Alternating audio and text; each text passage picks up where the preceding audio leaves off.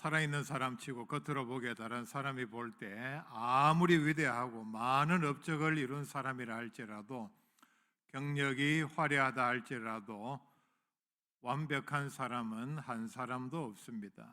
단점, 결점 또는 부족함이 없는 사람은 없다는 얘기입니다. 자기만이 아는 어떤 결점이 있을 수 있고, 그리고 주변 사람들이 다 아는, 지적하는, 또 입에 오르내리는 그런 부족함이 분명히 있습니다. 어떤 경우는, 어떤 사람의 경우는 결점이 너무 커서 대인관계가 원만하지 못하고 결국은 혼자 일할 수 없고 여러 사람이 섞여서 함께 일을 해야 하는데 협력을 하지 못해서, 화합을 하지 못해서 큰일을 할 수 없는 결정적인 장애가 되기도 합니다. 중요한 것은 뭐냐? 결점은 다 있다고 그랬죠. 내 결점이 무엇이냐 하는 것을 빨리 발견하고 인정하고 고치려고 노력을 하고, 그리고 내게 있는 이 결점을, 부족함을 다른 사람을 통해서 협력을 해서 어떻게 고칠 수 있는가 하는 방법을 찾는 것입니다. 늘 우리는 내 부족함이 무엇인지, 내가 어떤 것에 약점이 있는지 살펴야 합니다. 그리고 그 부족함을 채우려고 늘 노력을 해야 합니다. 사람은 절대로 혼자서 모든 것을 할 수 없습니다. 혼자 일어설 수 없습니다. 나는 혼자 일어설 수 있다, 착각입니다. 그리고 잠시에 불과합니다. 사람이 혼자 일어설 수 없다, 반드시 다른 사람의 도움이 필요하다, 이 사실을 사람을 뜻하는 한자의 사람인자에서 우리는 잘 알 수 있습니다. 사람인자가 어떻게 생겼습니까? 이 사람인자가 되기 위해서는 반드시 아래에서 지탱해주는 버팀목 같은 존재가 필요합니다. 그게 어떤 물체가 아니라 사람이라는 사실입니다.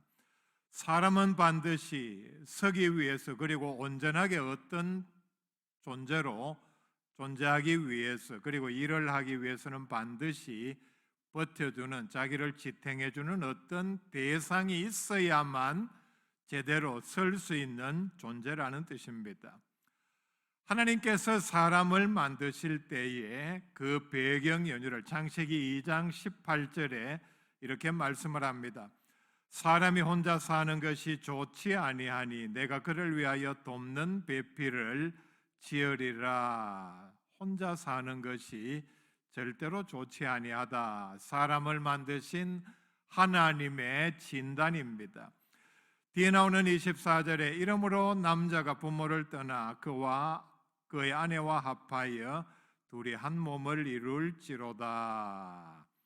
아까 말씀드린 사람인자를 능가하는, 반드시 합쳐야 한다, 서로 도와야 한다, 서로 의지하고 지탱해야 한다는 사실을 잘 보여줍니다. 아내와 합하여 둘이 한 몸을 이룰지로다. 자, 우리의 부족함을 채우기 위해서 가장 중요한 일은 부족함을 채우시는 하나님의 도우심을 구하는 것입니다.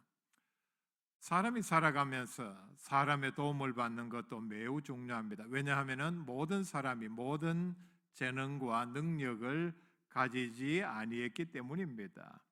부족한 재능이 더 많죠. 할 수 없는 일, 잘 할 수 없는 일들이 더 많기 때문입니다. 이런 경우에 어떻게 합니까? 자기가 다 해결하려고 노력합니까?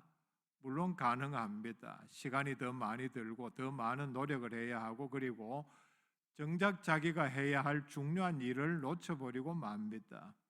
이럴 때 가장 효과적인 방법은 다른 사람의 도움을 받는 일인데, 이와는 비교가 되지 않게 중요한 일은 우리의 부족함을 깨닫는다면은 부족함을 채우시는 하나님의 도우심을 구하라는 것이 성경의 일관된 가르침입니다. 하나님은 우리의 부족함을 채워주십니다. 4장 6절 말씀을 볼 수 있기를 바랍니다. 바울은 이 말씀을 하면서 빌립보 교인들에게 이런 중요한 말씀을 합니다. 아무것도 염려하지 말고 다만 모든 일에 기도와 간구로 너희 구할 것을 감사함으로 하나님께 아뢰라. 필요한 것이 있으면은, 부족한 것이 있으면은 가장 중요한 것은 우리의 모든 부족함을 해결해 주시고 공급해 주시는 하나님께 구하라. 7절에 그리하면 모든 지각에 뛰어난 하나님의 평강이 그리스도 예수 안에서 너희 마음과 생각을 지키시리라 말씀합니다. 조금 뒤에 나오는 18절 말씀 봅시다. 내게는 모든 것이 있고 또 풍부한지라 에바브로디도 편에 너희가 준 것을 받음으로 내가 풍족하니 이는 받으실 만한 향기로운 제물이요 하나님을 기쁘시게 한 것이라.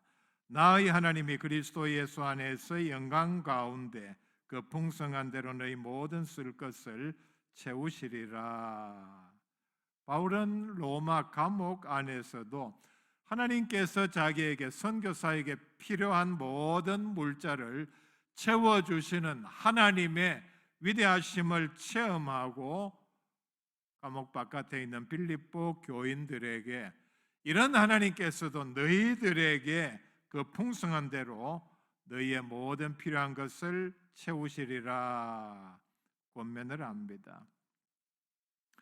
야고보서 1장 5절에 너희 중에 누구든지 지혜가 부족하거든 모든 사람에게 후히 주시고 꾸짖지 아니하시는 하나님께 구하라 그리하면 주시리라. 지혜는 우리가 어떻게 생각하면은 지혜의 가치를 우리가 하나님의 자녀로서 그리스도인으로서 성경의 지혜가 뭐다? 매우 귀한 것이다. 금보다 귀한 것이다. 이렇게 알고 있지 않습니까? 그렇다면은 지혜를 얻기란 매우 어려운 것이다 생각하고 있지는 않습니까?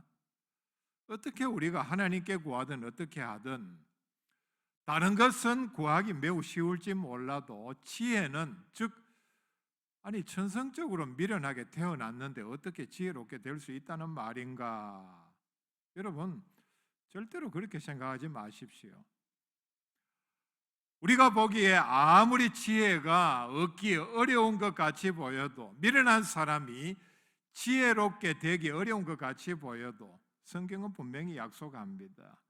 누구든지 지혜가 부족하거든 누구든지 아무리 미련한 사람이라도 미련이 철철 넘쳐서 구제불능이라는 소리를 듣는다 할지라도 부족하거든 모든 사람에게 후히 주시고 꾸짖지 아니하시는 하나님께 구하라 그리하면 주시리라 말씀합니다. 더 놀라운 말씀은 뭡니까? 솔로몬의 경우입니다. 솔로몬은 하나님께 오직 한 가지 지혜만 구했습니다. 그런데 하나님의 응답은 어떻게 나타났습니까? 구하지 아니한 부귀 영광까지도 덤으로 주셨습니다. 야고보서 1장 5절의 약속 말씀처럼 지혜만 풍성하게 주신 것이 아니라 구하지 아니한 부귀 영광까지도 풍성하게 주셨다는 것을 우리가 기억할 필요가 있습니다.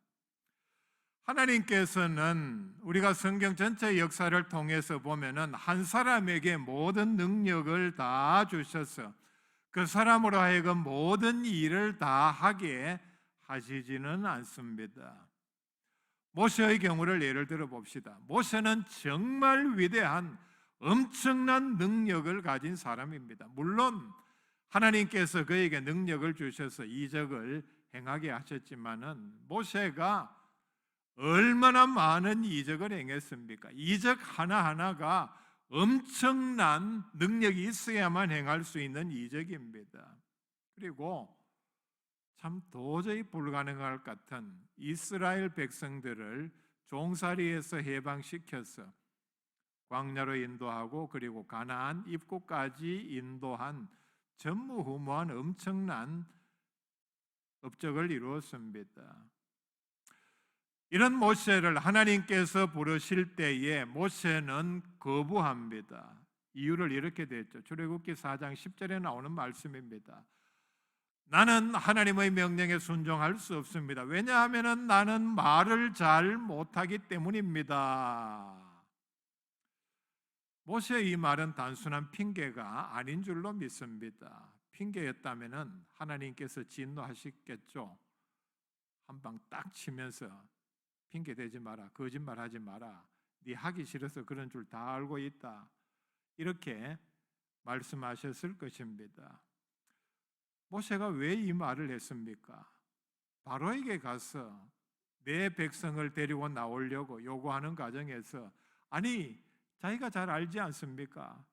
바로의 신하들 가운데 말 잘하는 사람이 얼마나 많은데, 똑똑한 사람들이 얼마나 많은데, 광야 40년 동안 양을 치면서 벙어리처럼 산 내가, 그리고 과거에 배웠던 모든 학문을 다 잊어버린 내가 어떻게 가서 그 사람들과 논쟁을 하고 설득을 해서 엄청난 노동력을 내가 데리고 나온다는 얘기입니까?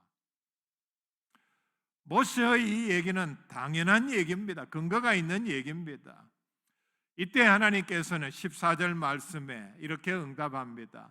말 잘하는 네 형 아론을 붙여주겠다. 그가 너를 대신하여 모든 말을 할 것이라. 하나님께서는 모세가 나는 말 잘 못하기 때문에 이 일 못합니다 할 때, 아 그러냐, 자 입 이리 갖다 대라, 어떻게 입을 치든지 불로 찢이든지 해서 말을 잘하게 하루아침에 변신시킨 것이 아니라 모세의 부족함을 그대로 인정하시고 그 부족함을 해결할 수 있는 말 잘하는 자기 형 아론을 그에게 붙여주셨습니다. 하나님께서 일을 하게 하는 방식입니다. 베드로는 예수님의 수제자입니다. 그렇다면 베드로는 당연히 복음서를 하나 썼어야 하지 않겠습니까? 마태복음처럼 예수님의 제자 마태가 마태복음을 썼고, 그리고 요한복음은 예수님의 가장 사랑받는 요한이 쓴 복음서입니다. 이런 면에서 보면은 참 놀라웠게도 베드로는 복음서를 쓰지를 아니했습니다. 우리가 인간적으로 생각할 때 조금 아쉬운 것은 베드로가 복음서를 썼다면은 당연히 베드로 복음 이렇게 불리겠죠. 그리고 그 내용은 아마도 가장 자세하고 권위 있는 복음서였을 것입니다. 왜냐하면 베드로는 예수님의 제자들 가운데 공생의 기간에 예수님에 대하여 가장 잘 알았고, 그리고 다른 제자들은 가지 않는 장소에까지 예수님을 수행해서 예수님께서 행하시는 이적을 직접 보았고 현장에서 체험했고 많은 말씀들을 더 들었기 때문입니다. 그런데 아이러니컬하게도 마가가 마가복음을 썼습니다. 마가는 예수님의 제자가 아닙니다. 더 놀라운 사실은 마가는 예수님과 직접 대면한 적도 없습니다. 그런데 그렇다면 어떻게 마가가 예수님을 대면한 적도 없는데, 즉 예수님으로부터 한마디 말씀도 직접적으로 들은 내용이 없는데 어떻게 복음서에서 어떤 면에서 매우 중요한 위치를 차지하고 있는 마가복음을 기록을 했느냐? 마가는 베드로를 가까이서 오랫동안 도왔습니다.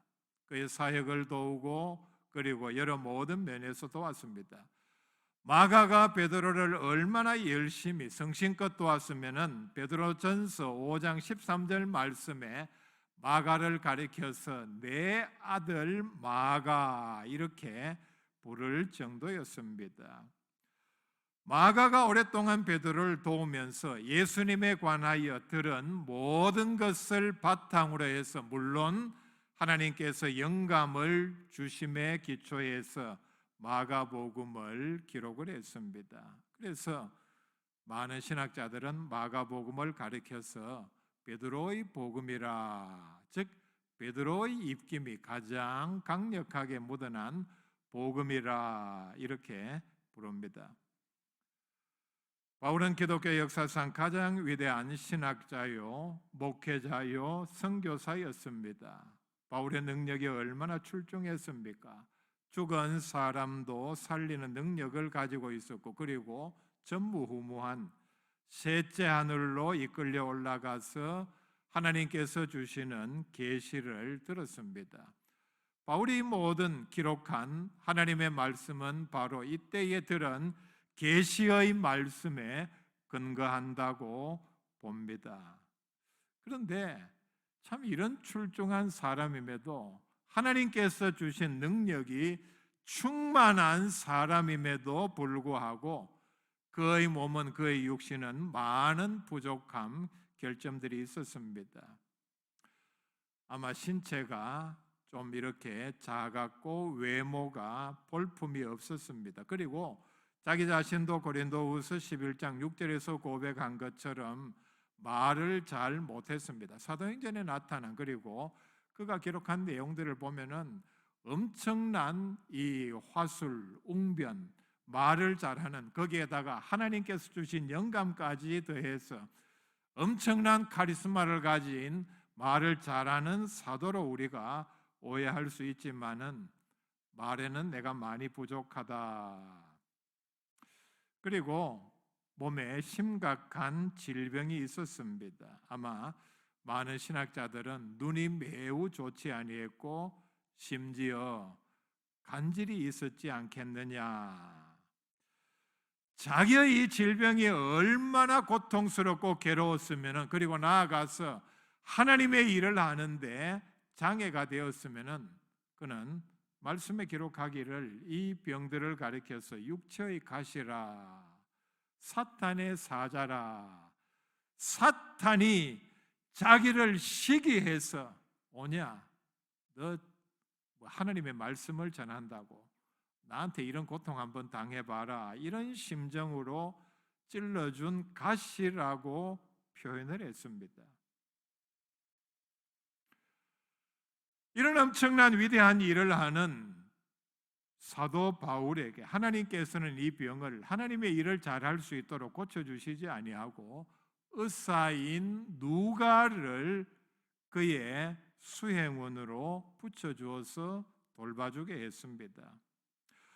누가는 의사로서 바울의 가장 중요한 선교 여행에 동행을 했습니다.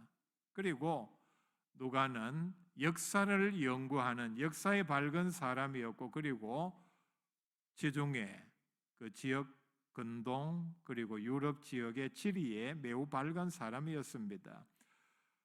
바울의 중요한 선교 여행에 누가는 동행을 하면서 그것을 바탕으로 사도행전을 기록을 했습니다. 사도행전은 바울의 행전이 두드러지게 드러나는데, 바울 자신이 자기의 손으로 사도행전을 기록하지 아니하고 동행한 누가를 통해서 기록이 되었다는 것도 우리는 하나님의 뜻으로 보아야 합니다. 누가는 자신이 사도행전을 기록했음에도 불구하고 어느 곳 하나에도 자기의 이름을 드러내지를 아니했습니다. 내가 어디에 갔다, 내가 어느 말씀을 전했다, 누가도 하나님의 말씀을 전했을 것입니다. 누가의 역할이 뭡니까? 충실히 바울을 수행하면서 바울을 돕고, 바울이 어디 가서 무엇을 했고 어떤 말씀을 전한 것을 본 그대로, 있는 그대로 충실히 전하는 것으로 자기의 사명을 다했습니다. 바울의 선교 사역이 빛날 수 있었던 것은, 그리고 바울이 하나님의 말씀을 잘 기록하고, 그리고 그가 전한 말이 사도행전에 영감으로 하나님의 말씀으로 기록되게 된 데는 누가와 같은 충성된 그리스도인이 그의 곁을 도우면서 잘 지킨 데에 일조를 했다는 사실을 우리가 기억할 수 있어야 합니다. 그리고 누가는 로마 감옥에 갇혀 있을 때에 바울의 죽음까지도 아마 끝까지 그의 곁을 지켰습니다. 바울이 로마 감옥에서 마지막으로 기록한 디모데후서 4장 11절 말씀에 보면은 누가만 나와 함께 있느니라 기록하고 있습니다. 우리가 이 사실을 보면은 육신적으로 또 몇몇 가지 면에서 매우 부족한, 약점이 있는 바울 곁을 의사로서 도우며, 그리고 대신 기록을 하는 이런 일을, 그리고 끝까지 자리를 지키는 충성스러운 사역을 잘 감당했다, 우리가 잘 알 수 있습니다. 오늘 읽어드린 이 말씀은 바울의 선교 사역을 헌신적으로 도운 에바브로디도에 관한 말씀입니다. 다르게 말씀을 드리면 제목을 에바브로디도의 헌신이라. 우리가 그리스도인으로서 성경에 나오는 여러 많은 위대한 믿음의 사람들의 헌신을 연구하고 모범 사례로, 모델 케이스로 우리가 잘 연구하는 목적은 우리가 그렇게 충성하기 위함입니다. 에바브로디도는 어떤 헌신을 했는가? 자, 빌립보서 전체 내용을 우리가 정리해 보면은 빌립보 교회는 바울의 선교 사역 초기부터 선교 사역을 후원하고 협력한 교회입니다. 빌립보 교회는 바울의 선교 사역을 이렇게 끝까지 도운 매우 중요한 교회의 역할을 잘 감당을 했습니다. 바울이 이렇게 빌립보 교회를 떠나고 난 다음에 계속해서 다니면서 하나님의 말씀을 전하는 가운데 빌립보 교회는 충격적인 소식을 들었습니다. 그것은 바울이 체포가 되고 지금 로마 감옥에 갇혀 있다 소식을 듣고는 선교 사역도 없던 것을 다 포기한 것이 아니라 바울에게 후원금을 전하고 바울이 원하는 만큼 로마 감옥에 함께 머물면서 바울을 돕게 하기 위해서 에바브로디도를 로마 감옥으로 보냈습니다. 빌립보에서 로마까지는 거리가 1300km에 해당합니다. 그 당시의 교통수단으로는 편도로 가기 위해서만도 넉 달 이상 걸리는 매우 먼 거리입니다. 거리만 뭡니까? 가는데 매우 힘들고 그리고 헌금을 전달해야 했기 때문에 매우 위험한 일이었습니다. 더구나 바울과 함께 지내면서 바울이 원할 때까지였으니까 도와주어야 할 장소는 로마 감옥입니다. 이때는 이런 제도가 있었습니다. 당국의 허락을 받으면 한 사람에서 두 사람까지 제수를 도와줄 수 있는 자유롭게 출입도 하면서 이런 제도가 이 당시에 있었습니다. 여러분, 우리 가운데 누가 아무리 유명한 사람이라도 감옥에 갇혀 있는데 그 사람이 나를 원하고 또 어떤 혜택을 준다 할지라도 감옥에까지 가서 같이 지내면서 도와주려고 하는 사람이 있겠습니까? 왜냐하면은 지금도 그렇지만 그 당시는 더 말할 필요가 없었을 것입니다. 감옥은 지내기가 매우 어려운 환경입니다. 모든 것이 열악하고 불편하고 더구나 매우 위험한, 지금도 그렇죠. 교도소는 밀집 상태로 폐쇄된 공간이기 때문에 감염병에 매우 취약합니다. 이 당시는 더 말할 필요가 없었을 것입니다. 그런데 이러함에도 불구하고 에바브로디도는 모든 위험을 무릅쓰고 이 일에 자원을 했습니다. 가서 헌신적으로 바울을 도왔습니다. 바울이 이 에바브로디도에 대해서 소개하는 내용들을 보면은 잘 알 수 있습니다. 25절 말씀 뒷부분에 그가 얼마나 성심껏 헌신적으로 도왔던지 바울은 그는 나의 형제요 함께 수고하고 함께 군사된 자요 너희 사자로 내가 쓸 것을 돕는 자라 몇 겹으로 에바브로디도를 인정하고 칭찬을 합니다. 바울과 에바브로디도가 어떻게 형제가 될 수 있습니까? 그 헌신에 감동한 바울은 에바브로디도를 기꺼이 형제라 부르고 있습니다. 중요한 대목은 함께 군사된 자요. 바울은 자기의 선교 사역을 악의 세력과 싸우는 영적인 전투로 보았습니다. 여러분, 누가 전투할 때에 싸울 때에 가장 필요한 도움은 바로 함께 싸우는 것입니다. 내가 싸울 때에 함께 싸우는 사람이 진짜 친구입니다. 우방이라 그러죠. 친구 나라입니다. 바울의 영적 싸움에 빌립보 교회는 에바브로디도는 모든 어려움을 무릅쓰고, 싸움이 그렇죠. 참전한다는 얘기는 자기도 죽을 각오를 해야 한다는 뜻입니다. 이런 희생 정신을 높이 사서 함께 군사된 자요, 이렇게 고백을 합니다. 그런데 에바브로디도가 얼마나 이 감옥에서 바울을 헌신적으로 섬겼던지 27절 말씀에 보면은 병들어 죽을 정도가 되었다, 빌립보 교인들에게 알립니다. 그런데 오랜 기간 병들어서 이렇게 고통을 당했는데 이제 하나님의 은혜로 완쾌가 되었습니다. 에바브로디도가 병이 들었다, 심각한 병이 들었다는 소식을 빌립보 교회가 들었을 때에 매우 염려했습니다. 바울은 에바브로디도 때문에 빌립보 교회가 염려한다는 소식을 듣고 에바브로디도를 예정보다 빨리 빌립보 교회로 돌려보내면서 지금 우리가 읽은 이 빌립보를 써서 그 청년의 손에 들려주었습니다. 그러면서 하는 말씀이 29절 말씀입니다. 이러므로 너희가 주 안에서 모든 기쁨으로 그를 영접하고 또 이와 같은 자들을 존귀히 여기라. 당연한 말씀입니다. 에바브로디도는 당연히 존귀히 여김을 받을 자격이 있습니다. 그 이유가 뭡니까? 30절 말씀입니다. 그가 그리스도의 일을 위하여 죽기에 이르러도 자기의 목숨을 돌보지 아니했기 때문입니다.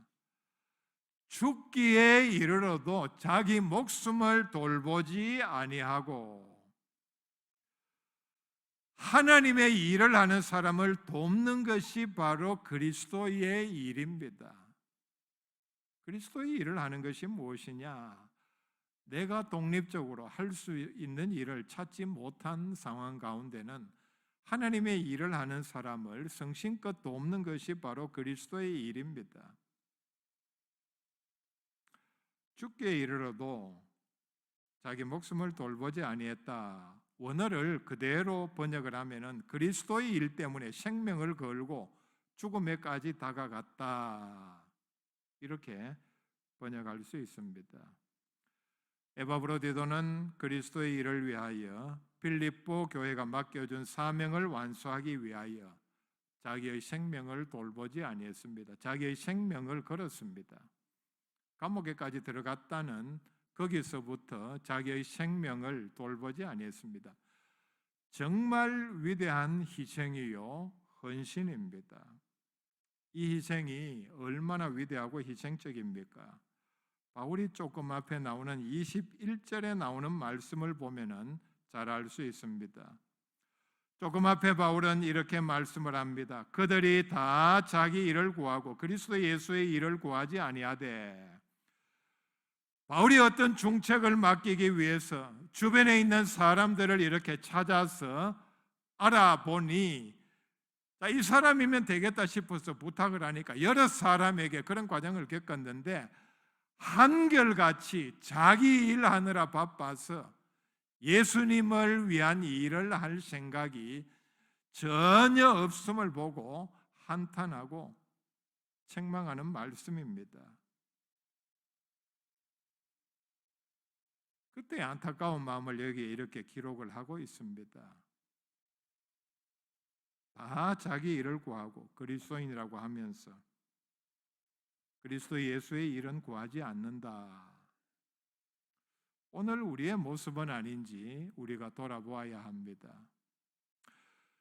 에바브로디도의 헌신의 위대함은 바로 30절 뒷부분에 나오는 말씀입니다. 나를 섬기는 너희의 일에 부족함을 채우려 함이니라.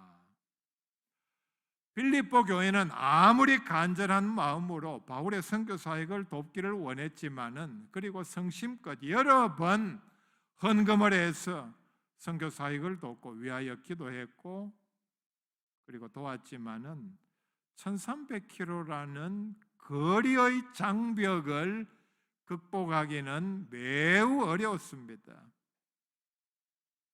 그래서 생각해낸 방법이 한 사람을 선발해서 함께 지내면서 돕도록 했는데, 바로 이게 빌립보 교회에 바울을 돕는 일에 만약에 부족함이 있었더라면은 이 부족함을 에바브로디도가 자원하여 채웠다는 것이 바울의 인정입니다. 교회는 서로 돌아보면서 부족함을 채워주는 것입니다. 성경에도 완벽한 사람이 없듯이 우리 모두는 다 부족하기 때문입니다. 골프 황제 타이거 우즈도 여러분 코치가 있는 거 아십니까?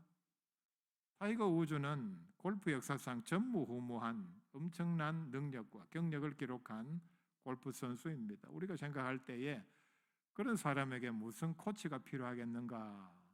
그도 코치를 두고 연습을 할 때에 잘못된 자세를 지정을 받고 그리고 고치고 계속해서 연습을 합니다. 여러분, 아무리 인기 있는 가수, 노래를 잘하는 가수라 할지라도 그냥 무턱대고 마이크 잡고 노래를 부르는 것이 아니라 연습을 일단 무지 많이 하고, 그리고 연습을 할 때 보면은 이렇게 듣고 지적을 해주는 사람이 있습니다. 코치가 있다는 얘기입니다. 이 부분은 이렇게 부르면 어떻겠습니까? 이 부분은 이렇게 자기가 부르는 것과 남이 듣고 전문가가 지적을 해주는 것 차이가 있다는 얘기입니다. 모든 면에서 보면은 다 이렇게 뒤에서 봐주는, 지도하는 사람들이 있다는 얘기입니다. 가장 이상적인 부분은 서로의 부족함을 채우는 부부입니다. 그래서 돕는 배필이라고 말씀을 했습니다. NIV는 이렇게 번역을 했습니다. 그에게 딱 맞는 헬퍼, 돕는 배필을 그에게 딱 맞는 헬퍼. 그러니까 하나님께서 배우자를 주신 이유이기도 합니다. 4절 말씀 같이 한번 보십시다. 각각 자기의 일을 돌볼 뿐더러 또한 각각 다른 사람들의 일을 돌보아 나의 기쁨을 충만하게 하라 말씀을 합니다. 성도의 마땅한 도리입니다. 성도라고 하면은 자기 일만 하는 것이 아니라 다른 사람의 형편도 돌아보고 그 사람의 필요 그리고 부족함을 채워주라. 성도라고 하면서 어떤 사람의 결점, 단점, 부족함을 보면은 잘못된 사람들은 이걸 두고 비난을 하고 허물을 들춥니다. 어떤 사람은 교만하여 자기를 내세우고 자기는 절대로 그런 일이 없다. 누구처럼 그렇지 않다. 매우 교만한, 매우 잘못된 태도입니다. 이렇게 지적을 하면서 협력하지 않는다면은 그리스도인이 아닙니다. 교회가 아니라는 얘기입니다. 완벽한 그리스도인은 없습니다. 자신의 부족을 깨닫는다면은 특별히 말씀의 거울에 비추어서 지혜가 부족하거든, 성령의 은사가 부족하거든, 또 성령의 열매가 부족하면은 인내와 사랑이 부족하면은 깨닫는 대로 하나님께 구해서 채울 수 있기를 바랍니다. 그 다음에 서로 돌아보아서 부족함을 채우는 하나님께서 기뻐하실 수 있는 교회가 될 수 있기를 바랍니다.